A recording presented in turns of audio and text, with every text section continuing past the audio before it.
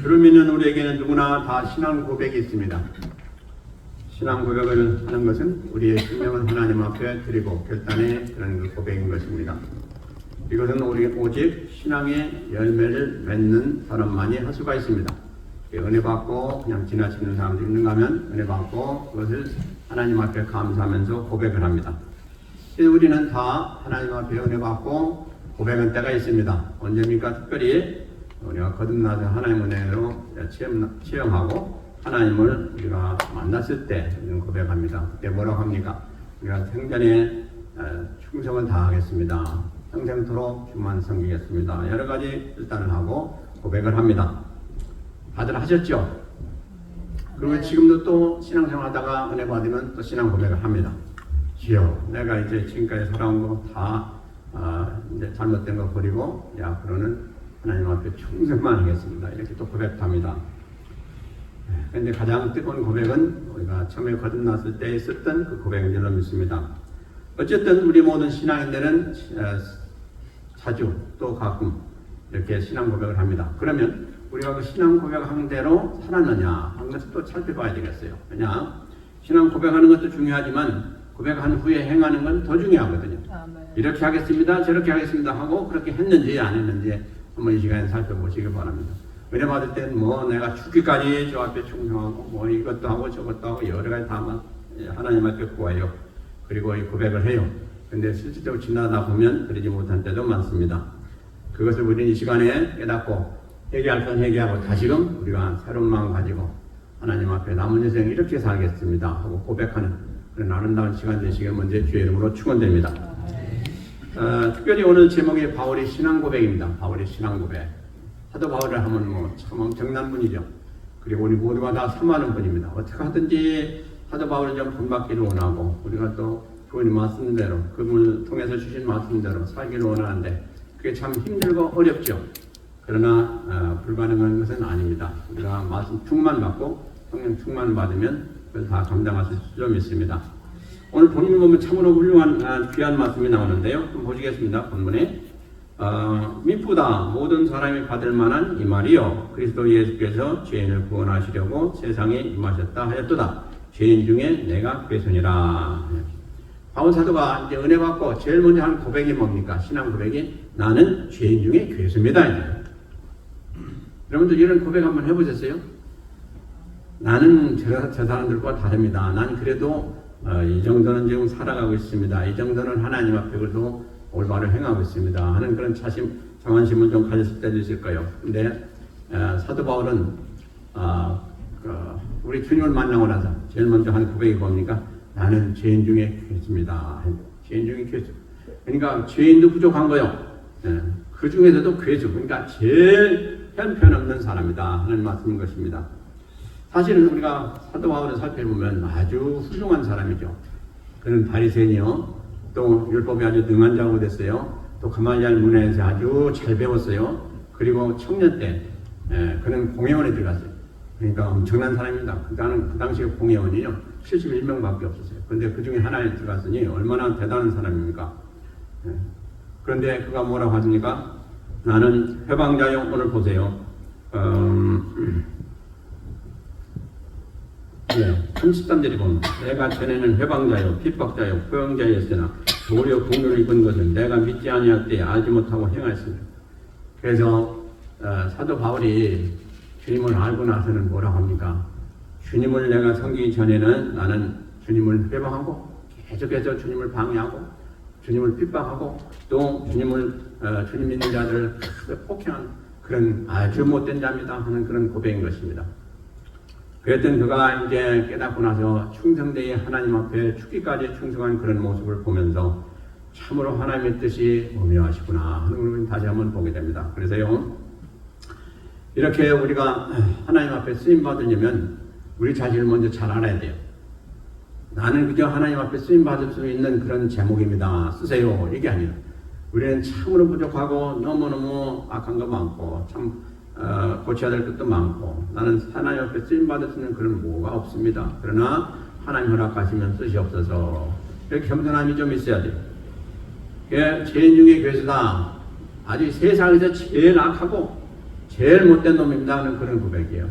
여러분들 자신에 대해서 한번 그렇게 생각해 봤어요? 나는 진짜 너무너무 악하구나, 또 너무너무 부족하구나, 그런 걸 생각해 봤어요? 그런 생각이 아마 없을 거예요. 저도 그렇고 여러분들 듣고 이만하면 좀 하나님 괜찮다고 보시지 않겠는가 하는 생각 할 때가 있어요. 네, 그렇지 않습니다. 우리 자신을 확실히 보면, 우리가 성령의 눈으로 우리 자신을 보게 되면 우리는 너무너무 추하고 그야말로 하나님 앞에 머리를 쓸 수가 없는 그런 존재일 수밖에 없는 것을 우리는 고백하지 않을 수가 없습니다.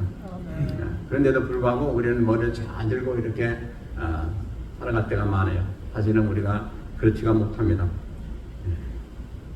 그래서 사도 바울이 지금 뭐라고 합니까? 나는 죄인 중에 죄수요, 나는 하나님 앞에 참으로 못된 짓만 다 한 사람입니다 하는 그런 고백이죠.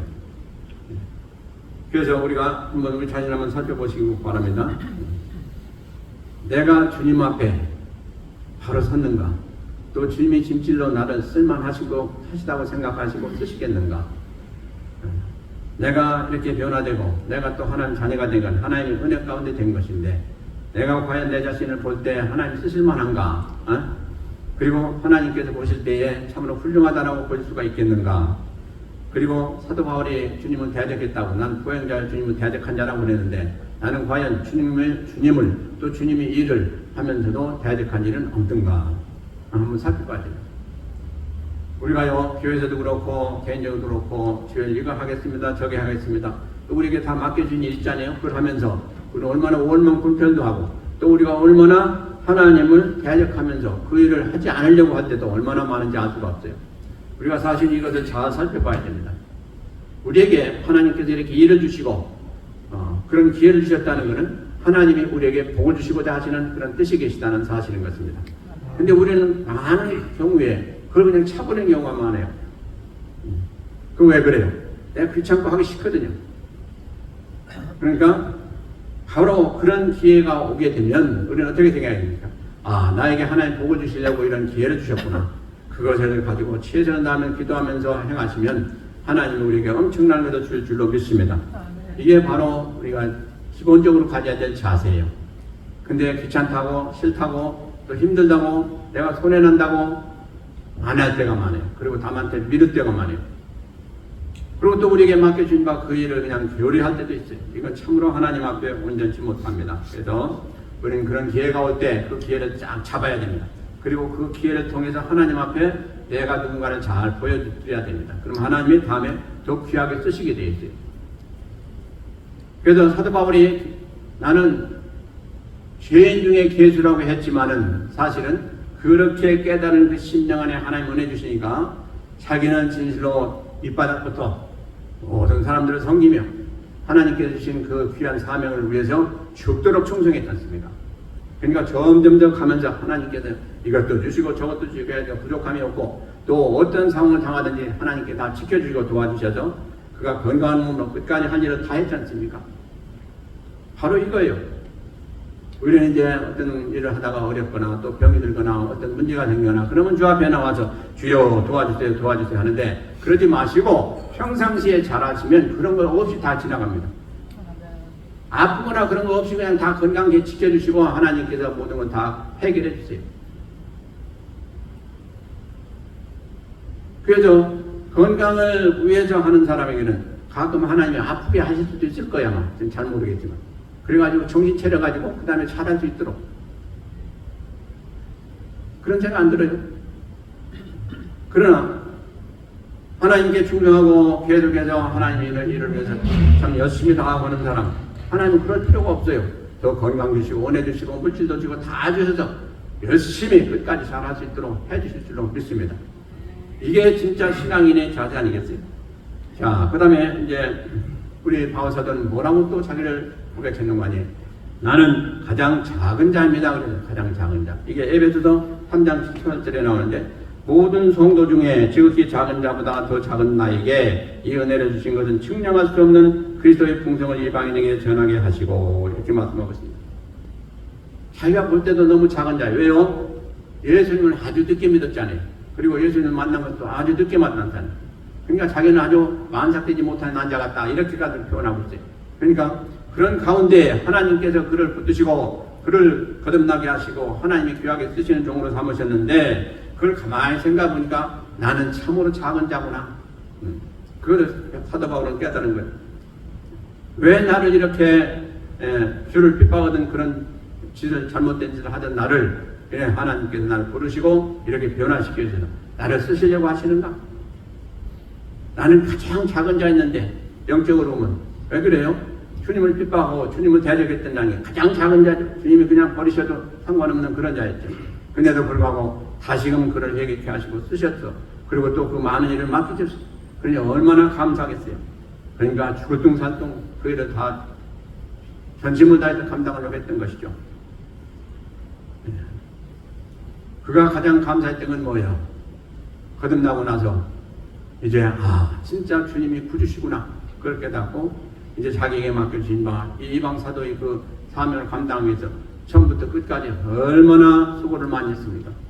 또 한 시간도 변화됨이 없이 그냥 그 길을 가기를 그냥 기선코 없어 모든 일을 다 감당하기 위해서 얼마나 동분서주하고 최선을 다해서 그 길을 갔습니까? 그 길을 갈 때 그냥 갔습니까? 얼마나 많은 고통이 있었습니까? 또 얼마나 많은 어려움이 있었습니까? 그런 것도 불구하고 그 사람은 절대로 거기에 동요되지 않았습니다. 항상 하나님 믿는 믿음 안에서 그가 최선을 다함으로 하나님께서 함께 하시고 모든 대적이 되는 것은 다 제거해 주시고 모든 것은 다 하나님이 동행하심으로 잘 감당하는 그런 모습을 보게 됩니다. 그래서 그는 뭐라고 고백합니까? 나중에 주님은 이제 십자가에서 고난당하심으로 우리를 구원하시는 그런 귀한 사역을 다 감당하셨지만 주님께는 그 고난당하신 그것을 통해서 우리는 이제 뭘 해야 되겠냐 깨닫고 이제 나는 주님이 남은 고난을 위해서 내 육체의 그 고난을 채우는 그 일을 하겠습니다. 그랬잖아요. 얼마나 참 대단한 말입니까? 십자가 지는 일은 주님밖에 할 수가 없어요. 어느 누구도 대체할 수가 없어요. 그 일을 하신 주님, 그 다음에 우리가 이제 죄를 하면서 당하는 모든 고난은 내 육체에 채우겠다고 했어요. 그러니까 무슨 얘기입니까? 나는 죽도록 주님 앞에 죽게도 나에게 맡겨준 사명을 위해서 충성하면서 그 일을 다 하겠습니다 하는 그런 고백인 것입니다. 우리에게 그런 고백이 있습니까? 주님은 나를 위해서 돌아가셨어요. 십자가에서. 그리고 우리를 살려주셨어요. 그리고 우리에게 뭐라고 분부하셨어요?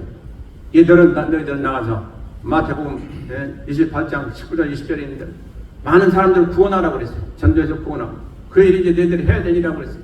사도 바울은 그걸 깨달았단 말이에요. 그걸 알았단 말이에요. 그래가지고 자기가 죽을 둥사둥 하면서 얼마나 어려움을 다 겪으면서도 그 일을 하기에 최선을 다했던 사람 아니에요? 사도 바울만 그 사명을 받았습니까? 우리 똑같이 다 받았어요. 우리는 과연 그 일에 얼마나 수고를 하고 노력하고 있는가 한번 살펴야 돼요. 주님은 나를 위해서 생명을 바치신 분이에요. 그리고 나서 우리에게 부탁하신 거예요. 그게 유언이에요. 그 부탁을 우리가 어떻게 받아야 될까 생각해 보세요. 나 대신에 돌아가신 어떤 분이 유언을 했다. 나에게 이런 유언을 했다. 여러분들 그걸 듣겠습니까? 안 듣겠습니까? 당연히 들어야 돼요. 근데 우리가 과연 얼마나 심각한 자세로 이 말씀을 대하고 주님이 분부하신 그 유언을 우리 지금 실천하려고 노력하고 있습니까? 물론 하고 있죠. 안 된다는 건 아니에요. 그러나 진짜로 전심을 다해서 그 일을 감당해야 될 줄로 믿습니다. 그래서 사도 바울은 고백하던 남은 고난, 내가 이제 주님의 일을 위해서 앞으로 당하는 모든 고난은 내가 다 감당하고 내가 그 일을 끝까지 하겠습니다 하는 그런 고백인 것입니다. 이게 우리에게 다 필요한 것입니다. 참으로 우리가 세상을 살아가면서 우리는 좀 어떻게 하든지 편하게 살고 싶고 좀 안전하고 또 남보다 더 잘 살기를 원하는 마음 없는 사람 없습니다.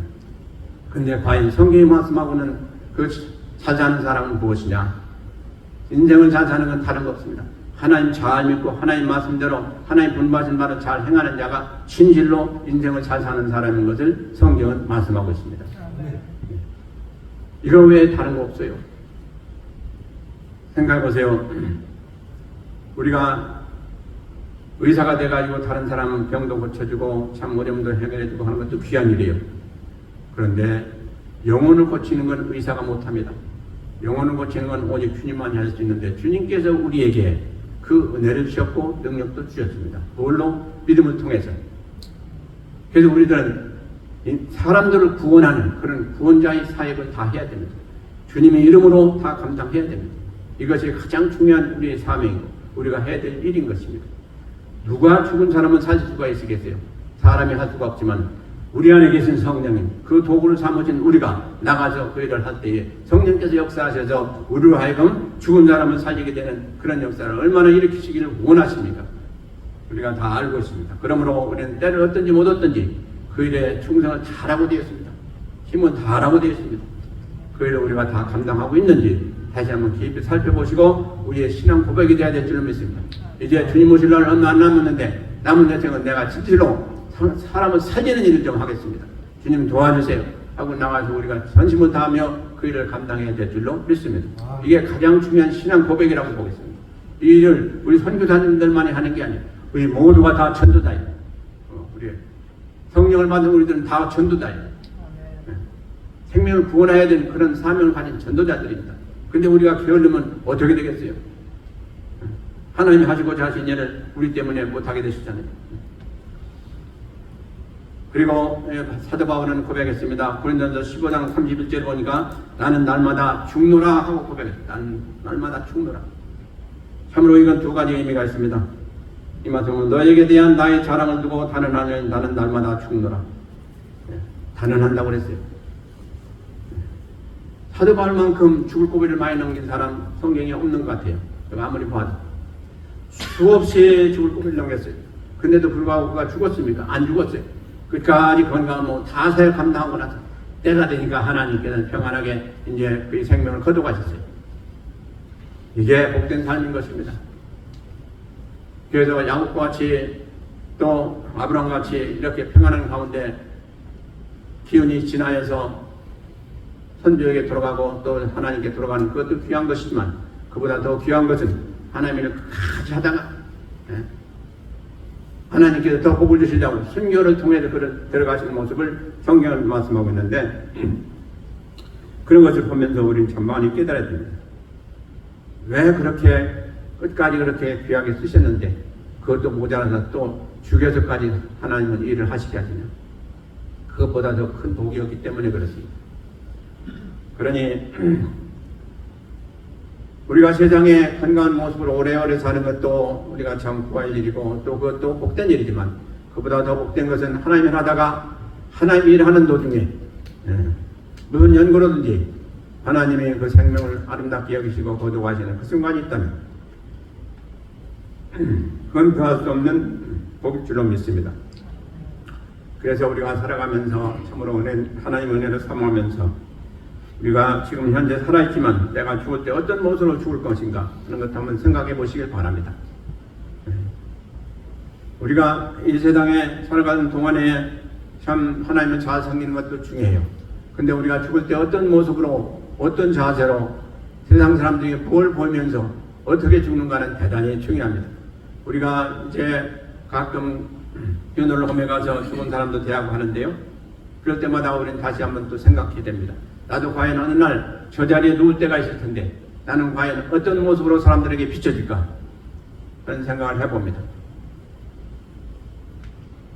사람들에게 비춰지는 것도 중요하지만 더 중요한 건 하나님께서 어떻게 보실까 하는 게 더 중요하다는 것이죠. 우리가 진실로 마음 놓고 살아서는 안 됩니다. 언제 어떻게 될지 우리는 몰라요. 내일을 아무도 모르고 또 언제 우리가 하나님 나라에 가게 될지 하나님 부르실지 알 수가 없습니다. 근데 그때 부르실 때 우리 모습은 어떤 모습으로 불려갈지 이걸 한번 깊이 생각해 봐야 됩니다. 죽음은 예고하고 오는 게 아닙니다. 그러므로 사도 바울과 같이 또 베드로와 같이 이렇게 전심을 다하고 주의를 하다가 하나님의 때가 되시니까 더 아름다운 모습으로 불러가신 그 참 순간을 우리가 생각해 봐야 될 줄로 믿습니다. 세상 사람들이 볼 때는 불행하다. 저렇게 주님을 잘 섬기고 그렇게 충성했는데 왜 저렇게 사형대로 사라지나? 또 왜 저렇게 목이 잘려서 죽나? 얼마나 비참한 모습이냐? 그러겠지만은 하나님 볼 때는 가장 아름다운 모습이 될 줄로 믿습니다. 바로 그것을 우리는 생각해 보면서 나는 죽을 때 어떻게 죽었으면 좋겠다 하는 그런 그 신앙 고백이 있어야 될 줄로 믿습니다. 그래서 사도 바울은 날마다 죽노라고 그랬어요. 뭐가 날마다 죽어요? 그는 엄청난 고난을 당했어요. 죽을 고비도 수없이 겪고 매도 많이 맞고 감옥에도 갇히고 태장도 맞고 강의 위험 또 추위에 의형, 또 음식 먹지 못해서 떨고 춥고 얼마나 많은 어려움을 겪었는지 몰라요. 고린도후서 11장에 보면 자세히 나옵니다. 그런 가운데도 끝까지 마음 변하지 않았고 하나님의 모든 은총을 다 두고 그는 죽을 때까지 하나님을 섬겼다는 사실인 것입니다. 그래서 자기는 이 세상에 엄청난 것들이 자기를 죽이려고 매일매일 시도하며 나는 매일 죽노라고 그랬어요. 내 육신이 죽는 것 같은 그런 삶을 살았다는 거예요. 그리고 또 한편으로 이것을 어떻게 해석하느냐, 나는 매일매일 내 육성이 죽고 새로 거듭나는 새 사람으로 태어나는 그런 모습으로 또 고백도 받고 있습니다. 그러므로 우리가 육신적으로도 또 영적으로도 이렇게 매일매일 죽는 그런 체험 가운데 살아가는 이 삶이 얼마나 복되냐는 것이죠. 그래서 우리는 지금 건강하게 잘 살고 있으니까 내일 죽을 것 생각지도 안 해요. 근데 사도 바울은 그렇지 않았죠. 내가 내일 죽든지 몇월 죽든지 저희는 항상 죽음을 앞에 놓고 살았던 사람이에요. 그런데 이 한순간이 너무너무 귀해져 이 한순간에 충성을 다하며 사는 그런 자세로 살았던 사람이에요. 그렇게 아주 세월이 아깝고 또 한순간마다 하나님께 의지하며 살았던 그런 모습 우리에게 있습니까? 우리는 내일도 평안하고 모레도 평안하고 영영토록 평안할 거다 하는 그런 자세로 살지 않습니까?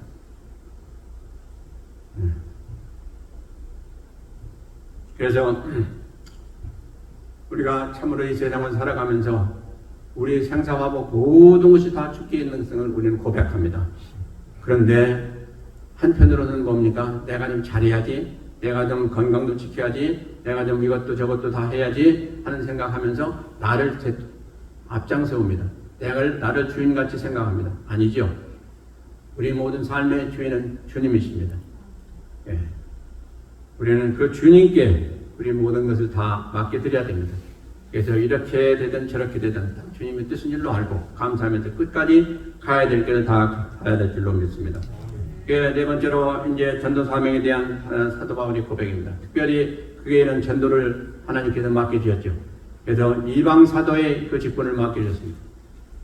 참으로 바울 사도가 가장 감사하고 가장 그가 하나님 앞에 그 모든 걸 바치고 고백했던 것은 자기는 너무너무 부족하고 너무너무 하나님 앞에 죄된 존재였는데 자기를 들어 쓰시기 위해서 이방 사도의 직분을 주셨다는 이걸 생각할 때마다 바울 사도는 가슴이 떨린 것입니다. 그 직분을 난 받을 수가 없다니. 그렇지 않겠어요? 우리가 객관적으로 봐도 그렇죠. 주님을 그렇게 핍박했던 근데 어떻게 주님께서 그를 사도 반열에 오르게 만드신다는 것. 이건 상상할 수도 없는 일 아니에요. 그런데 그가 그 사도 반열의 그 일은 그 은혜를 받고 뭘 하겠습니까? 이 14절에 고백합니다. 우리 주의 은혜가 그리스도 예수 안에 있는 믿음과 사랑과 함께 넘치도록 풍성하였도다. 근데 내가 왜 그러냐? 왜 그런 은혜를 받았냐? 13절입니다. 내가 전에는 회방자여 핍박자여 포용자였으나 도리어 긍휼을 입은 것은 내가 믿지 아니할 때에 알지 못하고 행하였습니다. 사도 바울이 주님을 믿지 못하고 알지 못했을 때에 그렇게 주님을 데려가고 행했던 것을 주님은 이해하시고 자기를 받으셨다는 것입니다. 누구나 다 마찬가지겠죠. 우리가 주님을 모를 때는 뭐 주님을 욕하기도 하고 별짓을 다 하죠. 그러나 깨닫고 나서 보니까 주님이 그렇게 귀한 분이구나 깨닫고 사도 바울이 온전히 180도 돌았지 않습니까? 그래야 그때부터 즉시 주님을 증거하면서 주 앞에 충성했지 않습니까? 그래서 그 다음에 뭐라고 합니까? 나는 괴수다 진짜 그런 나를 주님께서 들어쓰셔고 나를 그야말로 천사같이 만드신 분이 바로 주님이시구나 하는 고백을 하는 것입니다. 그래서 16절에 또 고백이 나옵니다. 그러나 내가 긍휼을 입은 까닭은 예수 그리스도께서 내게 먼저 일절 오래 참으심을 보이사 후에 주를 믿어 영생하는 자들에게 본이 되게 하려 하심이라. 이게 무슨 이야기입니까? 자기와 같이 믿지 않는 사람들에게 주님께서는 오래오래 참으시는 긍휼을 보이셔서 그들이 믿게 됨으로 다른 사람들에게 본이 되게 하는 그런 것을 보이시고자 자기에게 그런 은혜를 주셨다는 것입니다. 참 진짜 잘 깨달은 거죠. 그래서 그는 그 주님의 은혜를 깨닫고 이제 그 오직 끝까지 한 길만 간 거 아닙니까? 그것도 다른 일이 아니야. 자기에게 맡겨주신 바 이방 사도의 직분을 그는 금같이 여기고 자기 목숨같이 여기고 끝까지 그 길을 향해서 갔지 않습니까? 우리도 마찬가지예요. 우리에겐 사명이 없습니까? 우리에게도 다 하나님이 우리에게 주신 사명이 있어요. 그냥 정당히 살고 오라는 그런 거 아무도 없습니다. 내가 아직도 사명이 무엇인지 잘 모르면 기도해 보세요. 주여, 내가 지금까지 살아왔는데 내가 진짜 주님께서 나에게 향하신 사명이 무엇인지 내가 잘 모르겠습니다. 알려주세요. 주님 분명히 알려주실 거예요. 우리는 알게 모르게 벌써 그 사명 가운데 지금 살아가고 있고 주 앞에 헌신하고 있는 중에 있어요. 이왕에 할 바에는 좀 더 온전하게 하면 어떻겠냐 하는 것이죠. 좀 적당히 하지 말고 내 생각대로 하지 말고 게으름 부리지 말고 한번 주님이 기뻐하실 정도로 주님이 너 참 잘했다고 할 정도로 한번 우리가 온전히 해보자는 것이죠. 그저 한 반 정도 하면 아유 이 정도는 난 최선을 다한 거야 그렇게 생각하지 마시고 주님이 보시기에 우리가 하는 일이 최선을 다했다고 여기실 그 경지에 한번 가보자는 것이죠. 어떻습니까 여러분들? 그런 도전이 안 생기십니까? 우리가 이 세상에 영원토록 살지 않아요. 얼마 못 살아요. 앞으로 살 날이 이제 이 세상을 떠날 날이 가까워요. 살아왔던 삶보다 이제 갈 날이 가깝다 이 말이에요. 그러니 좀 더 준비하는 자세가 되는 게 당연하지 않겠어요? 한 세상이라고 생각하지 마시고 이제 짧은 세상이다. 이제 남은 세상은 짧은 세상이다. 그 세상에 내가 지금 어떻게 살아야 될 것이냐 하는 걸 한번 깊이 생각해보죠. 고민도 해보자는 거죠. 그저 하루하루 편안하고 하루하루 잘 먹고 잘 살면 된다. 지금 그거 아닙니다. 지금 그거 아니에요. 지금 우리가 평안히 잘 살고 그런 것은 천국 가서 살면 되는 거예요. 여기서는 우리가 열심히 일을 해. 열심히 최선을 다해야 돼. 이게 성경이 우리에게 주신 교훈이에요. 열심히 할 수 있는 데까지. 나는 나이가 많아서 나는 좀 아파서 나는 좀 뭐가 없어서 그런 생각 하지 마세요. 그런 거 있으면 하나님께 구하면서 주세요. 나에게 주셔서 그것을 가지고 내가 전심을 다할 수 있도록 해주세요. 하나님 안 주겠어요? 주세요. 그래서 우리가 항상 마음에 있는 건 뭡니까? 나는 좀 몸이 연약하고 또 나는 좀 시간이 없고 또 여러 가지 핑계가 있어서 좀 적당히 하자 하는 생각이 우리를 망치는 것입니다. 아니다. 나는 감당할 수 있다. 좀 더 열심히 하자. 주님 오시라 가까운데 우리가 이렇게 다 주님 만나면 내가 무슨 면목이 있겠느냐. 그리고 한번 우리 자신은 채찍질 하시기 바랍니다. 결코 손해난 일이 아닙니다. 나중에 진짜로 잘했다고 칭찬하실 겁니다. 여러분들 자신이. 이방 사도의 그 사명을 받을 때 어떻게 됐습니까? 사도 바울이 이제 다메섹 성으로 가다가 그 주님을 믿는 자들을 잡으러 갔습니다. 잡아서 감옥에 쳐넣고 매도 때리고 또 심지어는 죽이기까지 할 수 있는 그런 권세를 가지고 갔어요. 가다가 그만 우리가 잘 아는 대로 다메섹 그 도상에서 하늘에서 갑자기 엄청난 빛이 강한 빛이 비침으로 사도 바울이 눈이 멀어버렸어요. 눈이 멀어버렸어요. 그러면서 이제 하늘에서 소리가 납니다. 사울아 사울아 내가 어찌하여 나를 핍박하느냐. 위에서부터 음성이 들립니다. 그러자 사울이죠. 그 당시 사울이 주여 내시니까 나는 내가 핍박하는 예수다. 깜짝 놀랄 거 아니겠습니까? 지금까지 자기가 핍박하고 자기가 그 믿는 사람들 잡아주려고 했고 그렇게 노력했고 했던 사람인데 이것이 하나님 믿는 일인 줄로 알았는데 그게 아닌 것을 거기서 깨닫고 그가 고꾸라졌었습니다. 그래가지고 그가 눈도 안 보이지 않습니까? 그러니까 부축을 받아가지고 다메섹 성으로 들어갑니다. 주님이 들어가라고 들어갑니다. 거기서 3일 동안 금식하면서 기도합니다. 그때 우리 주님께서는 그 당시에 신실했던 아나니아 제자를 부르셔가지고 지금 사울이 이렇게 기도 중에 있다. 가서 안수해서 그 눈을 뜨게 하라. 그러니까 뭐라고 합니까? 아나니아가 오 절대로 못합니다. 그가 사람들 우리 믿는 사람들 잡아 죽이기도 하고 핍박하고 별짓을 다 하고 있는데 어떻게 그한테 가가지고 저거 안수기도를 하라고 합니까? 가라. 그럼 내가 귀하게 쓸 종이다라고 말씀하셨어요. 그 많은 사람들 앞에서 나를 증거할 종이다 이렇게 말씀해요. 그러니까 가라.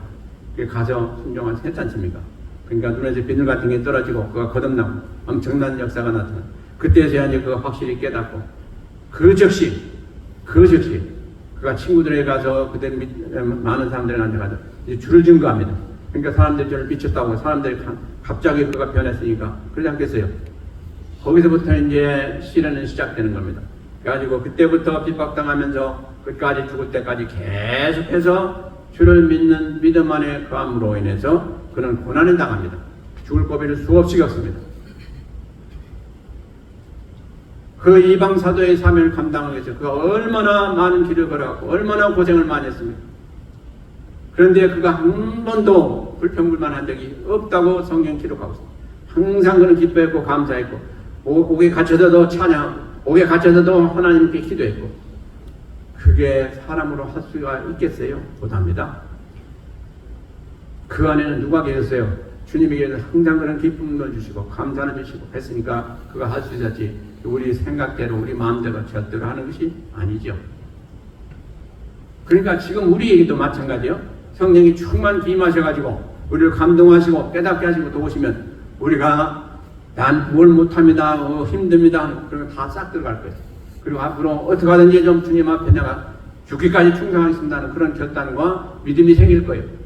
그 힘 가지고 우리는 하나님 섬기는 것이 우리 마음 가지고 하는 게 아니에요. 우리가 이렇게 하겠습니다 저렇게 하겠습니다 그 마음 가지고 하는 게 아니에요. 하나님께서 우리를 완전히 강권 역사 잡으셔가지고 그렇게 일을 시키시는 거예요. 그러니까 우리가 헛수가 안 하겠다고도 못하는 거예요. 그 감동하신 가운데 감사하면서 기뻐하면서 전심을 다하는 거예요. 이게 진짜 섬기는 거예요. 내가 해야 되겠다 그래가지고 하는 건요 아직 멀었어요. 그냥 저절로 하고 싶어서 어떤 강력한 힘이 밀어붙이고 우리를 감동하셔서 하게 되는 그게 진짜 하는 거예요.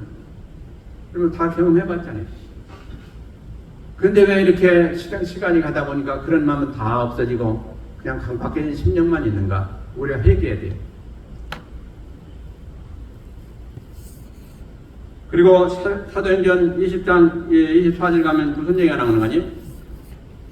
사도 바울은 나를 위해서 돌아가신 그 예수님을 위해서 내가 이제 이 일을 하고 있는데 나는 이런 일을 할 때 내 생명을 조금치도 귀하게 여기지 아니하노라라고 고백합니다. 우리가 지금 현재 생명이 있기 때문에 살아가고 지금 하나님 일도 하고 이렇게 나와서 예배드리기도 하는데 이 생명의 주인이 누구 것이냐? 우리 주님 것이라는 거예요. 이것만 우리가 철저하게 우리 안에 있으면 우리는 절대로 염려할 필요가 없는 거예요. 뭐라고 고백했다고요? 나를 여기까지 인도하시고 나의 생명을 주시고 지금까지 지켜주신 그 주님이 은혜가 나에게 있으므로 나는 끝까지 주의를 하겠다는 것이죠. 그래서 조금씩도 나는 생명에 대해서 미련이나 또 걱정도 없이 그 길을 계속해서 가겠다고 그렇게 고백합니다. 이 고백이 왜 나온지 아세요? 사도 바울이 그 사도행전 19장에서부터 보면 뭐가 나오는 거 아니에요? 이제 성령의 인도하심 따라서 명을 따라가지고 그 예루살렘 성으로 올라갑니다. 그런데 많은 동역자들이 뭐라고 하는 거니? 당신 좀 안 가셨으면 좋겠다. 왜? 가게 되면 많은 핍박 있고 죽을지도 모르겠다. 그러니까 안 갔으면 제발 좋겠다. 근데 사도 바울이 뭐라 합니까? 나도 안다. 나도 안다. 그거 다 성령께서 계시하셨기 때문에 알아요. 그런데도 불구하고 가는 거예요. 그 많은 사람들이 눈물로 호소하면서 가지 말라고 그랬어요. 근데 그걸 다 뿌리치고 왜 너희들이 울어서 내 마음을 상하게 하느냐 하면서 다 뿌리치고 올라가는 모습을 봅니다. 올라가면서 하는 얘기가 바로 이거예요. 나는 복음 증거를 위해서 나의 생명을 초계같이 여긴다는 거예요.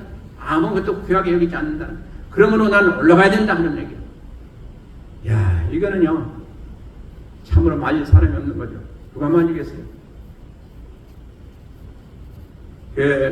성령이 잡혀서 그렇게 하니 누가 그걸 못하게 하겠습니까? 그래서 결국 올라가서 잡혔지 않습니까? 잡혀서 죽었습니까? 죽을 경지까지 갔어요. 그러나 살려졌어요. 하나님께서 보호하시니까 살렸어요. 그래가지고 거기서 이제 어디로 가게 됐습니까? 로마로 갔잖아요. 죄인이신 분으로 로마에 갔잖아요. 그가 평생토록 소원했던 바가 뭐예요? 로마 가가지고 많은 사람들을 구원했으면 좋겠다. 많은 사람들 전도했으면 좋겠다는 것이 그가 평생 소원이었는데 그걸 통해 가지고 그 체포당한 그럼으로 인해 가지고 이제 죄수의 몸으로 로마에 가가지고 로마에서 이제 전도했지 않습니까? 하나님 하신 일은 참 오묘합니다. 바로 이렇게 된 것이 어떻게 돼요? 만약에 예루살렘에 올라가지 않았으면 안 되는 거죠. 근데 그가 끝까지 성령의 뜻을 따라서 올라가서 죽을 고비를 넘겼어요. 바울 사도를 자객들을 보내가지고 죽이려고 했어요. 그러나 하나님 다 살려서 죽지 않았잖아요. 그래서 그는 고백을 뭐라고 합니까? 나중에 빌립보서 1장 20절에 있습니다. 나는 살든지 죽든지 내 몸에서 예수 그리스도가 존귀케 되기를 원하노라 하는 그런 고백을 합니다. 이게 가장 귀한 고백. 나는 살든지 죽든지 내 안에서 내 안에 계신 예수 그리스도가 그 이름이 존귀케 되기를 원하는 그 고백이 우리에게도 있기를 바랍니다. 한 번이라도 지금까지 신앙생활하면서 그런 생각을 해봤습니까? 그런 고백을 좀 해봤습니까? 내가 살아가면서 나의 삶을 통해서 내가 죽든지 살든지 내 몸에서 그리스도가 존귀케 되는 그런 영광을 나타내 주시길 바랍니다 라고 여러분들 고백을 하고 그리고 그 길을 따라가 봤습니다. 참으로 우리 다 부족합니다. 이게 참으로 중요한 고백인 것입니다. 우리는요 죽든지 살든지 먹든지 마시든지 무엇을 하든지 다 하나님 영광 가운데 있어야 돼요. 이것이 우리의 삶이에요. 이것이 우리가 올바로 살아간 차세. 그런데 우리는 내가 먹어서 배부르고 등이 따숩고 하면 그걸 다 잊어버릴 때가 있어요. 사도 바울은 왜 그렇게 얘기했냐? 내가 살든지 죽든지 나는 주의 것이다 그랬어요. 그러므로 주의 것이라니까 내가 사는 것도 죽는 것도 다 주를 위해서 유익하다는 것입니다. 왜? 나는 주의 것이니까. 주님이 원하시면 나를 살릴 수도 있고 주님이 원하시면 내가 죽어서 또 주의 일을 할 수도 있고 죽는 것도 주의 일을 하는 것. 그러니까 자기는 거기에 이미 넘어선 사람이라는 거예요. 우리가 삶과 죽음을 넘어선 사람처럼 무서운 사람이 없습니다. 세상에 가장 무서운 사람은요 죽고 사는 것 관계가 없는 사람이에요. 그 사람은 누가 당할 자가 없어요. 그래서 지금 갑자기 생각이 나는데요. 고 장윤석 목사님이 한 얘기가 있어요. 한국에 갔더니 그 어떤 조그만 사람이 이렇게 소개를 받았는데 그 사람이 깡패 두목이었대요. 깡패 두목인데 그 사람은 세상 사람들이 그 엄청난 큰 사람들이 다 당할 수가 없대요. 그래서 그 목사님 물으셨대요. 어떻게 해서 당신은 당할 사람이 없고 다 당신 앞에 손을 듭니까? 나는 누구로 돼야 되는지 난 생명을 내놓습니다. 그래. 생명을 내놓는. 그러니까 생명을 내놓는 사람은 아예 건드리지 않는 거예요. 바로 이거라는 거예요. 그 깡패 도목이 아주 시들지 않고 왜소한데 그 사람은 당할 자가 없다는 거예요. 그러면 그 사람의 비결은 뭐예요? 자기는 무술이 않는 생명을 내놓고 하기 때문에 사람들이 와서 다 지레 겁먹고 한다는 거예요. 그래서 우리가 지금 주의를 할 때도 마찬가지입니다. 주의를 할 때도 생명을 내놓는 자에는 마귀도 왔다가 도망가게 돼 있어요. 아멘. 이것을 주님은 우리에게 원하십니다. 그래서 우리의 살아가면서 진실로 생활 원리는 어떻게 됩니까? 우리는 다른 데 있지 않습니다. 복음 증거와 사람 살린 일에 우리 생활의 가장 주된 목적이 되어야 되는 것을 말씀해 주고 있습니다. 주를 믿는 우리들에게 주님께서 우리에게 은혜 주신 것은 우리가 주님의 뜻을 따라서 행하는 모든 일에 힘을 내고 그 일을 위해서 행할 때에 많은 열매를 맺게 되고 또 하나님 앞에도 영광이 되는 그런 것을 위해서 우리에게 생명을 주셨고 우리에게 일을 하라고 맡기셨습니다. 여러분 분명히 하시고 이제 앞으로 우리가 살아가면서 주의를 감당할 때 좀 더 열심을 다하시고 또 이 사도 바울 오늘 이 고백을 그 중에 하나 우리의 고백이 되기를 바라고 또 우리 자신이 스스로 참 깨달음 가운데 만들 수 있는 그런 고백하면서 주님 앞에 기도하면서 그 고백을 이루시기에 최선을 다하셔서 나중에 주님 만날 때에 칭찬받으시는 그런 귀한 성도들 다 되시기를 주의 이름으로 축원드립니다. 기도하시겠습니다.